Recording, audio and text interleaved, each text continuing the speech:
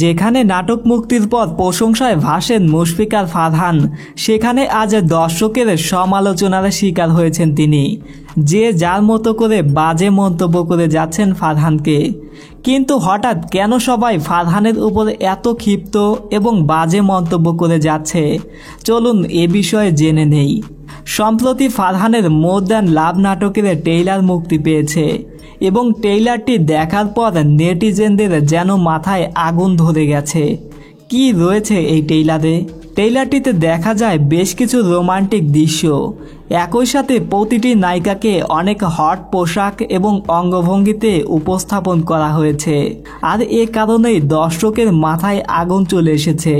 তারা বলছে বাংলা নাটকে এরকম অশ্লীল টাইপের কন্টেন্ট দিয়ে বাংলা নাটক ইন্ডাস্ট্রি ধ্বংস করতে যাচ্ছে এরা।